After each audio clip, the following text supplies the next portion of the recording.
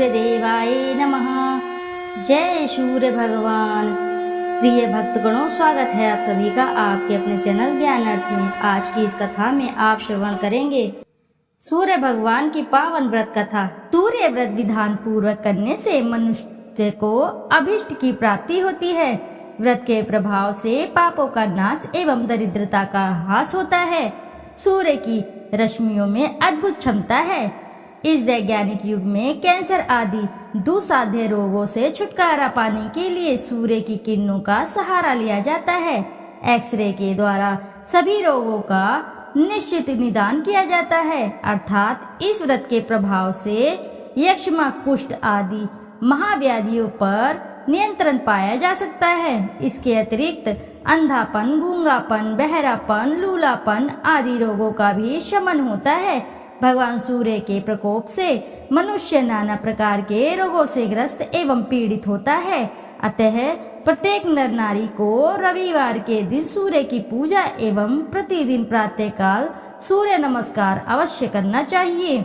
माघ अघन मास के रविवार के दिन मीठी खिचड़ी का भोग लगाना, तिल आदि का दान करना एवं तिल लड्डू का भोजन करना सबसे सर्वश्रेष्ठ है। प्राचीन काल में एक बुढ़िया रहती थी। वह नियमित रूप से रविवार का व्रत करती। रविवार के दिन सूर्योदय से पहले उठकर बुढ़िया स्नान आदि से निवृत्त होकर आंगन को गोबर से लीप कर स्वच्छ करती।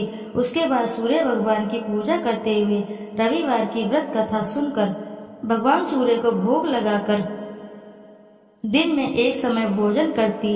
सूर्य भगवान की अनुकंपा से बुढ़िया को किसी प्रकार की चिंता व कष्ट नहीं था।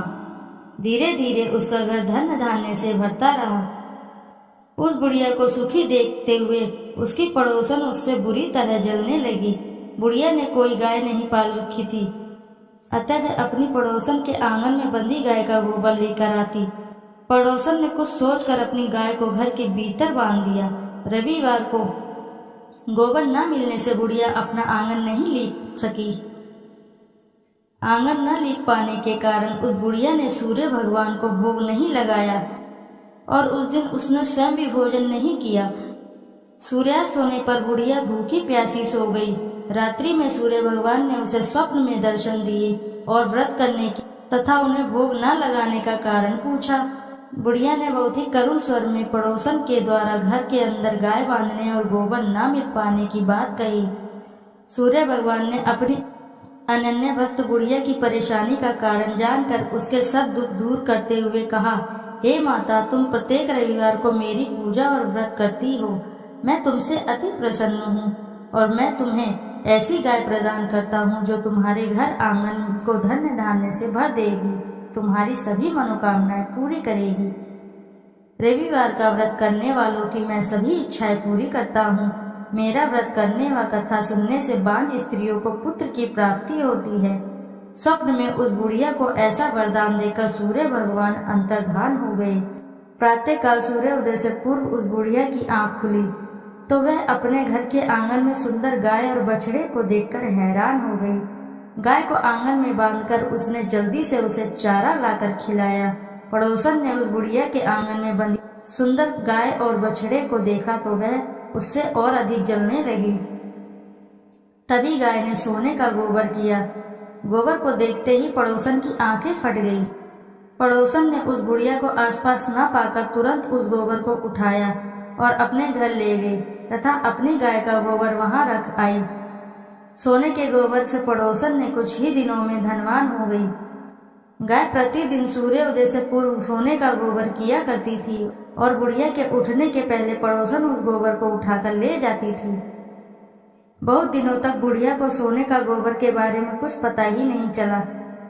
बुढ़िया पहले की तरह हर रविवार को भगवान सूर्य देव का व्रत करती रही और कथा सुनती रही। लेकिन सूर्य भगवान को जब पड़ोसन की चालाकी का पता चला तो उन्होंने तेज आंधी चलाई। आंधी का प्रकोप देखकर बुढ़िया ने गाय को घर के भीतर बांध दिया। सुबह उठकर बुढ़िया ने सोने का गोबर देखा। उसे बहुत आश्चर्य हुआ। उस दिन के बाद बुढ़िया गाय को घर के भीतर ही बांधने लगी। सोने के गोबर से बुढ़िया कुछ ही दिनों में बहुत धनी हो गई। उस बुढ़िया के धनी होने से पड़ोसन बुरी तरह जल भूनकर राख हो गई। और उसने अपने पति को समझा बुझाकर उस नगर के राजा के पास भेज दिया। राजा को जब बुढ़िया के पास सोने के गोबर देने वाली गाय के बारे में पता चला तो उसने अपने सैनिक भेजकर बुढ़िया की गाय लाने का आदेश दिया। सैनिक उस बुढ़िया के घर पहुंचे। उस समय बुढ़िया सूर्य भगवान को भोग लगाकर स्वयं भोजन ग्रहण करने वाली थी। राजा के सैनिकों ने गाय और बछड़े को खोला और अपने साथ महल की ओर ले चले गए। बुढ़िया ने सैनिकों से गाय और बछड़े को न ले जाने की प्रार्थना की। बहुत रोई, बहुत चिल्लाई, लेकिन राजा के सैनिक नहीं माने। गाय व बछड़े के चले जाने से बुढ़िया को बहुत दुख हुआ। उस दिन उसने कुछ भी नहीं खाया और सारी रात सूर्य भगवान से गाय व बछड़े का लौटाने के लिए प्रार्थना करती रही। सुंदर गाय को देखकर राजा बहुत खुश हुआ। सुबह जब उस राजा ने सोने का गोबर देखा तो उसे आश्चर्य का ठिकाना न रहा। उधर सूर्य भगवान को उस भूखी प्यासी बुढ़िया को इस तरह प्रार्थना करते देख उस पर बहुत करुणा आई। उसी रात सूर्य भगवान ने राजा को स्वप्न में कहा, राजन, बुढ़िया की गाय व बछड़ा तुरंत लौटा दो, नहीं तो तुम पर विपत्तियों का पहाड़ टूट पड़ेगा, तुम्हारा महल नष्ट हो जाएगा।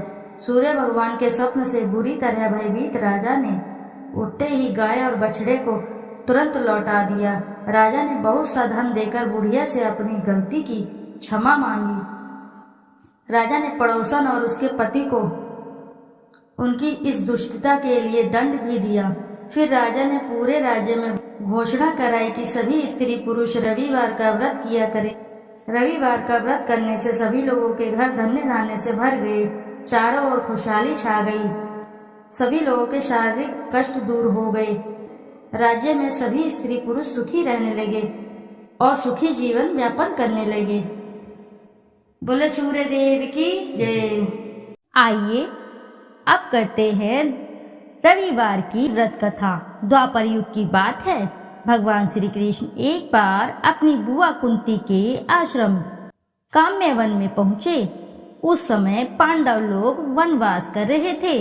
भगवान श्री कृष्ण ने कहा, बुआ जी, मैं तुम्हें वनवासी वेश में देखकर दुखी हो जाता हूँ। मुझे सदैव इस बात की चिंता लगी रहती है कि पता नहीं अब दुष्ट दुर्योधन का प्रहार तुम्हारे ऊपर हो जाए। अतएव इस विपत्ति से छुटकारा पाने के लिए तुम भगवान सूर्य नारायण की आराधना करो। भगवान सूर्य ही सब जीवों के नियंता और प्राण हैं। उनके तेज से ही जीवों का उद्धार होता है। भगवान श्री कृष्ण ने बतलाया कि एक बार शंकर जी से पार्वती जी ने कुछ पूछा था, उसे मैं तुमसे बतला रहा हूँ। शिव जी ने पार्वती जी से कहा, यदि तुम इस बात की जानकारी प्राप्त करना चाहती हो तो मथुरापुरी में जाओ। यहाँ सूर्यपुत्री यमुना जी की धारा प्रवाहित होती है। यमुना के तट पर ऋषि महर्षि मुनि आदि निरंतर तपस्यारत रहते हैं। भगवान रुद्र की आज्ञा से पार्वती जी कालिंदी यमुना के तट को चल पड़ी। कुछ ही दूर जाने पर उन्हें रास्ते में रोती बिलखती एक स्त्री दिखी। उसने बतलाया कि उसका नाम कुसुमवती है और उसका निवास कुसुमावर वन के बीच में है।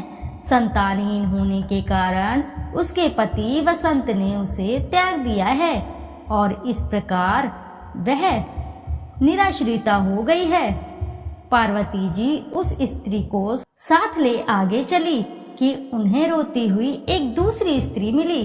उसने बतलाया कि मेरा नाम गंगा है। मेरे पति महाराज शांतनु ने पुत्रों के जीवित न रहने के कारण मुझे अपमानित किया, इससे मैं दुखी होकर घर चली आई हूँ। इसी प्रकार थोड़ी दूर जाने पर मधुवन में माधवी नाम की एक स्त्री और मिली, जो पति के वैभव का नाश होने के कारण घर से निकाल दी गई। इसके अनंतर आगे जाने पर कुमुदवन में कुमुदा नाम की स्त्री से भेंट हुई, जिसके पति को राजा ने बंदी बना लिया था और वह व्याकुल होकर विलाप कर रही थी। उन सभी स्त्रियों को साथ लेकर पार्वती जी यमुना तट पर जा पहुंची। उस तट पर पूजन उत्सव देखकर पार्वती जी ने ऋषि पत्नियों से पूछा कि यह किस देव की आराधना हो रही है।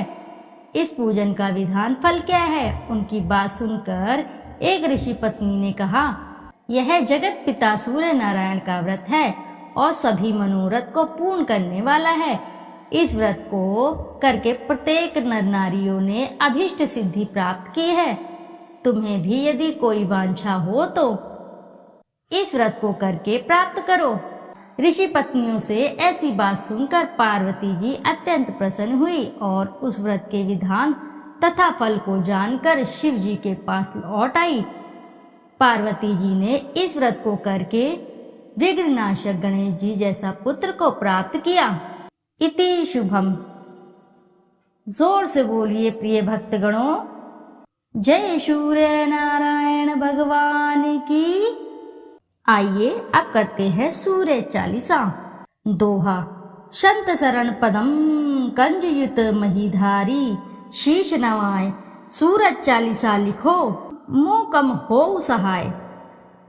जयति जयति सूर्य भवाना, तब महिमा श्रुति वेद बखाना। सब सुख खानी भक्ति तब स्वामी, प्रणतारती उर अंतरयामी। अद्भुत ज्योति कला छवि भारी, तीन लोक से शोभा न्यारी। युग सहस्त्र योजन परवासा, अतुल तेज बल अतुल प्रकाशा। कुंडल ललित हार गल राजे, शोभा निरखी मदन मन लाजे। श्वेत पदम अरु चक्रही धारे, सकल जीव को तुम रखवारे। उदय भय त्रिभुवन तम भागे, तजी निद्रा सब जीव ही जागे। नित्य कर्म सब लोगन करी, निज निज धर्म कर्म अनुसर ही।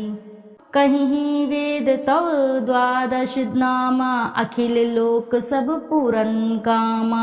रवि आदित्य दिनेश दिवाकर, हरत सकल श्रम जीव चराचर। उद्यम सर्वस नाम है राजे, जेहि के तन अतुलित दुति छाजे। वेगवान वाहन तव नाथा, ब्रह्मन करे नित प्रभु के साथा। अदर अमर जीते नहीं कोई, सिंधु मथे उत्पत्ति भई सोही। तब सुत कर्म महाबलवाना, समर जितेऊ अगणित भटनाना। ते ही सम नहीं जग में को दानी, जासो कीर्ति सब जगत बखानी। कश्यप पुत्र गरुण के भाई, अरुण नाम सारथी कहाई। समय पाई जब राहु ग्रासे, त्रिभुवन में तब तम अति भासे। ग्रहण पर्व पंडित सब कहीं, मोक्ष हेतु सादर नर करहीं। स्नान दान अरु व्रत अचारा, करहिं यत्न जेहि हो उदारा। एहि कर महिमा वेद पुराना, विविध भांति सब ग्रंथ बखाना। उदय अस्त लो तुम्हरो राजा, करत सदा भक्तन को काजा। जो नर ध्यान तुम्हारो लावे, मन वांछित फल निश्चय पावे। धनी धनी महिमा तुमरो नाथा, नमत जीव सब धरी महिमा था। पढ़े सुने जो सूर्य चालीसा, वाको होत सकल अग खीसा। खग मृग जीव जंतु नर नागा, मेघ झरत कुसुमित वन बागा। वृक्ष लतादिक तब अधीना, जीमी जल पाई सुखी हो मीना। कुष्ठ ग्रस्त रह जो नर कोई, ध्यान धरे ताकर दुख खोई। लवण रहित व्रत रवि को करही, वाको दुख पावक माज रही। भूमि शयन प्रभु पद चित लावे, वर्ष एक एहि भांति बितावे। पाठ करे नित सूर्य पुराना, करी पूजा धरे उर ध्याना। व्रत पूरा करी होम करावे, दान दे अरुण विप्र जिमावे। हवन भस्म मर्दे सब अंगा, ताको दुख निश्चय हो भंगा। मधु अमीश रवि दिन कर पाना, रोगी 7 जन्म परमाना, जन्म जन्म महा धन दुख पावे, रौख नरक अंत में आवे। तैल मास मधु नारी जो त्यागहीं, वाको दुख व्याधि सब भागहीं। पाठ करे गृह पीड़ा नाशे, मोक्ष ज्ञान बहुविधि उद्भासे। पूजन वंद्य करे जो कोई, पुत्रवती निश्चय सो होई। नेत्रहीन जो प्रभु चित लावहीं, दिव्य दृष्टि निश्चय सो पावहीं। विद्या धन बल जो नर चहहीं, सो सब भांति सकल सुख लयहीं। जो ये चरित सूर्य को गावे, अंत समय तब धाम सिधावे। श्रद्धा भक्ति धारी ही ये, पाठ करे मन लाए। सुख संपत्ति बहु भोग करी, सो तब धाम सिधाए। संत शरण को तनय हूँ, शिवदत्त मिश्र सुनाम। देवरिया मंडल बसूं, धाम मझौली ग्राम। सूर्य चालीसा रचेऊ, तुम्हारो है आधार। भाद्र मास की पूर्णिमा, करहूं कृपा दतार। प्रिय भक्तगणों, प्रेम से बोलिए जय सूर्य नारायण की। श्रोताओं, यदि आपको कथा अच्छी लगी है तो वीडियो जरूर लाइक करें, साथ ही चैनल को सब्सक्राइब करें और एक बार अपनी सच्ची श्रद्धा के साथ कमेंट बॉक्स में जरूर लिखें जय सूर्य भगवान की।